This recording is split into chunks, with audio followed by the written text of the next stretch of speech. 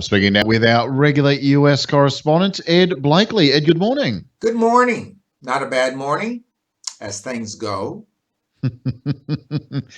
More good news this week, Ed. A win for LGBTQ rights in the Supreme Court with a ruling that bars workplace discrimination and protects gay and transgender employees. It's been called the biggest win for queer and otherwise conforming individuals since the marriage equality ruling in 2015. Although one does wonder why it even needed debating in the first place. What's your thoughts, Ed? You wanted us to talk some more good news. Yeah, I think, clearly the decision is a useful one, and I'm not surprised it went this way. But what I am surprised at is the general drift away from Trump. His two appointees, Gershish being the first, is showing remarkable independence. Now, as my granddad would say, even a fly knows when to get off a dead horse. So the Trump horse may not be traveling well. And the next thing that's going to come up are his tax returns. And it doesn't look good there. I don't believe this decision would make much difference because any large employer, even a small employer, would be in a very difficult position to deny a person or push them off the job because of their orientation. That's an old battle. Not hard to fight and fairly easy to win. So I think there's a drift in the Supreme Court away from Trump. Let's see how far away it goes.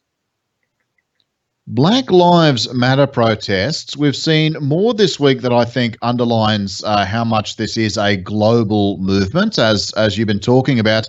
But first of all, some bad news. Counter protests. We've seen groups of armed counter protesters attempting to confront protests, sometimes in very large numbers. Cars driven into crowds in a disturbing recreation of the Charlottesville attack.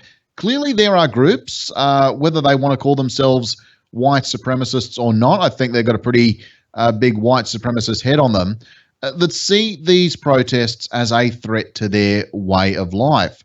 Thoughts, Ed? Well, you just said it. It is a threat to their way of life. Their ability to put other people down because of their sexual orientation, because of their skin color, or whatever, is coming to an end. And again, to quote my grandfather, a snake is most dangerous when it's being killed. So as this snake of racism is being killed, it's not finding very many supporters that are growing into it. That is, if you look at these crowds of people with guns and so forth, there are a few young people, but most of them are the old rednecks. The young people are on the side of racial justice, and they are white, green, and purple. So I think this snake is dying. It's going to die a very unceremonious death. Well, good on Grandpappy's homespun wisdom, I think, this week. Keeping up on the good news of this movement, though, Donald Trump, his hand forced by protests, has signed an executive order on police reform, although critics say this one doesn't go far enough and pressure doesn't seem to be easing, which I think is certainly a good thing for further reform. What do you make of this one? I think this is a sop. Trump knows he cannot go into this election without any suburban vote or any black vote. So he's throwing this out there in the hope that he can preserve some of that vote. Trump is in a very dangerous corner now because the props of his candidacy are gone. The economy, which was the very big one, and his ability to cower his enemies overseas. The North Koreans, the Chinese, and others are giving him short shrift, and even the Russians don't like him too much. So Trump has very little to campaign for, and his attempt to throw this little piece of meat to a very angry crowd is just going to make it more angry.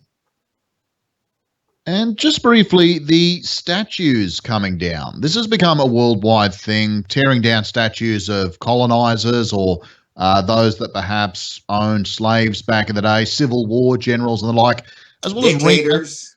dictators. Look, we're renaming things as well, also that perhaps were named in their honor. I don't know. I'm of two minds on this one. Fair enough, we don't keep around statues of Adolf Hitler and Mussolini and the like, but I don't know if this is confronting the past or erasing it. Any feelings on this one? Well, I guess I have two feelings about it. One, it should have happened a long time ago in a slightly different way. And that is, had I been in the South and a white mayor or governor, I would have said a lot of people of color contributed to our destiny. Let's have the Martin Luther King, the George Washington Carver, and so on monuments on the same street, the same avenue, maybe even the same courthouse. If you want to protect the past, you've got to protect the future. So it was dumb to keep them up. And now there isn't a lot of momentum to maintain them. They don't have supporters anymore. Most of their supporters are dead and gone. So these statues are coming down. Now, they haven't touched mine yet, but I'm sure that'll happen. Wouldn't go there, Ed, not at all. In spite of threats from the Trump White House that doing so would violate national security, former National Security Advisor John Bolton is pushing ahead with the release of his book, The Room Where It Happened, a White House memoir. Have you got your copy on pre-order, Ed? Oh, well, I was sent a pre-order order copy, of course. John wanted to make sure he's on side with me with this book. We know what's in the book, pretty much, and we know where he's going to come down. The issue here is the publication of the book. Now, the White House has asked to bar its publication. That is a very strong, difficult thing to do for the courts, because you could say there are portions of the book that shouldn't be published, but to bar the entire book, I don't know that's ever been done.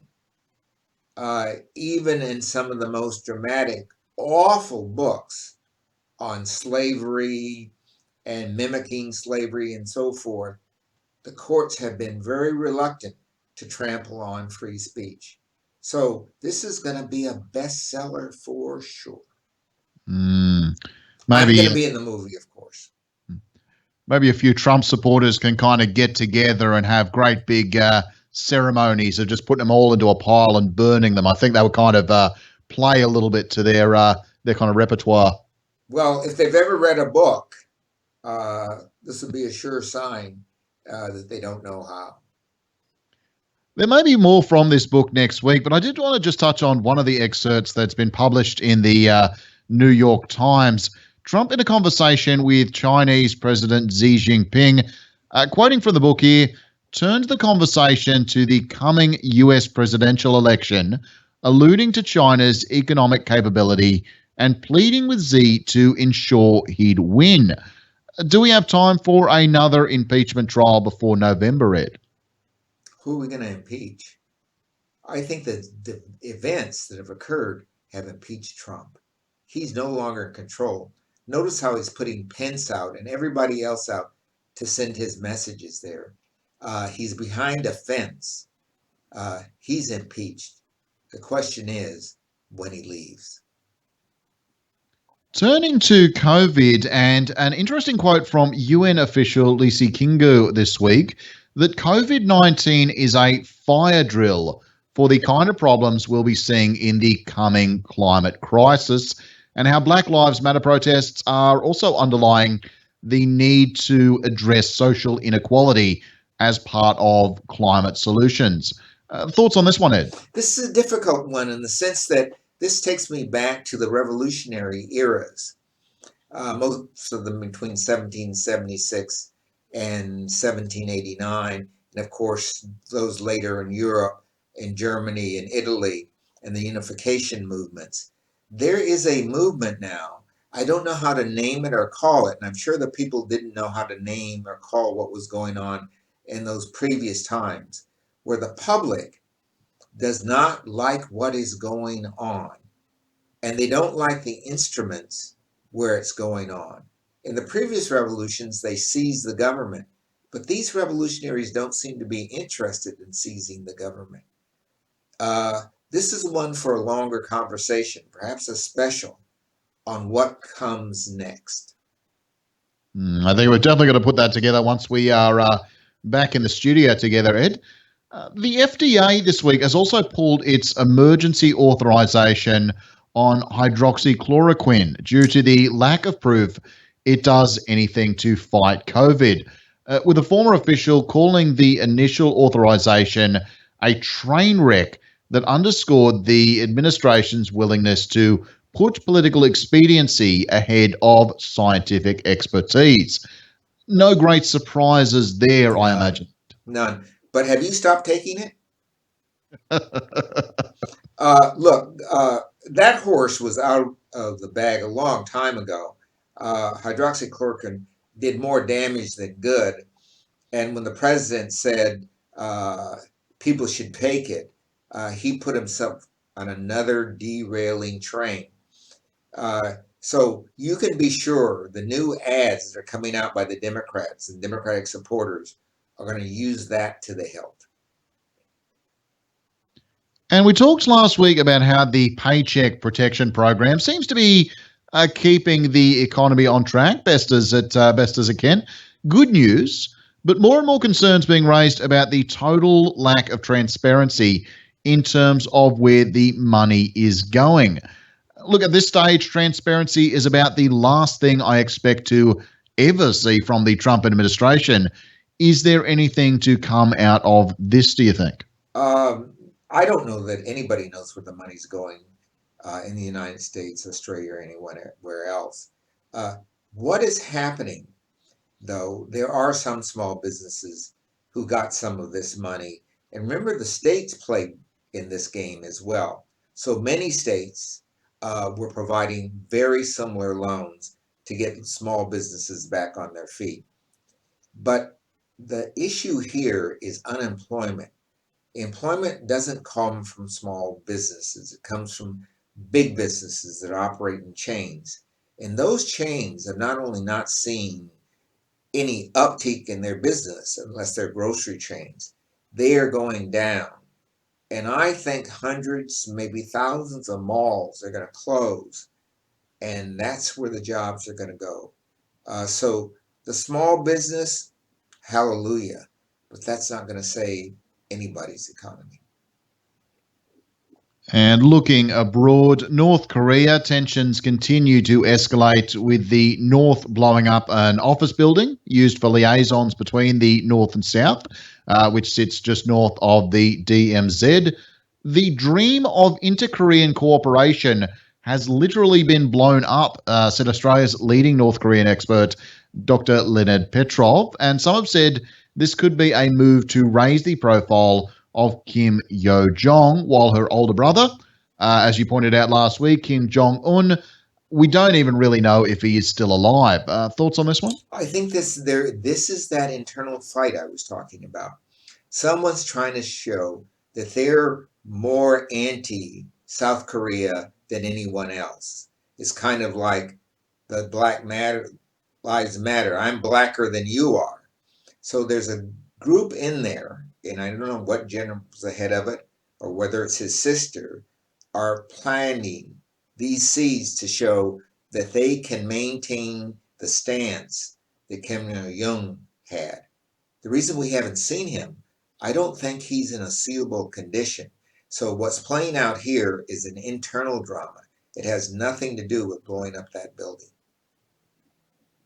And Brexit. My goodness, seems like years since we've heard that name. Brexit is still a thing that is happening despite all the other problems in the world.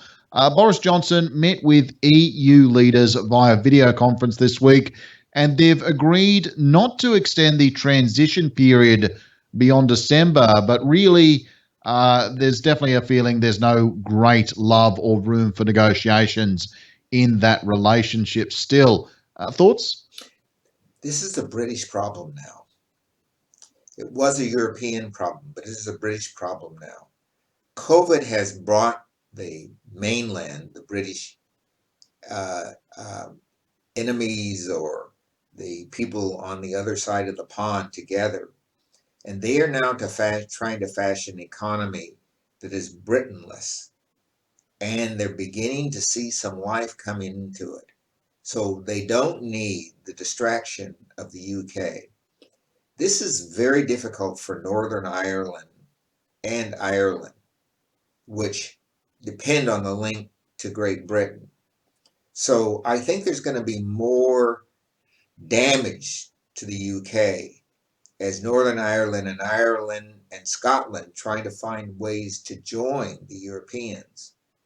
The UK doesn't have much to offer the world.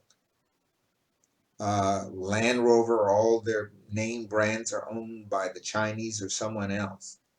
How are they going to compete with what? And I dare say, if I were a tourist, COVID UK is not a place I would visit. And I think once upon a time, the sun never set on the British Empire. Look, Ed, I think we've done pretty well in terms of good news. We'll be checking in again next week. Hopefully, more good news then. I hope there's some good news around the vice presidential candidates. Biden has turned a corner here. The only person left on the list that we talked about, I believe, is Harris. And Elizabeth Warren is someone who's come onto this list. I'm not sure what's going on here, but some very good African American women have disappeared. And I'm sure Kamala Harris will not be his choice. So what is really going on? Watch this space. Yes, please tune in. More to I'll come. catch you again next week, mate. Thank you. Take care. There's a lot to talk about in the coming weeks.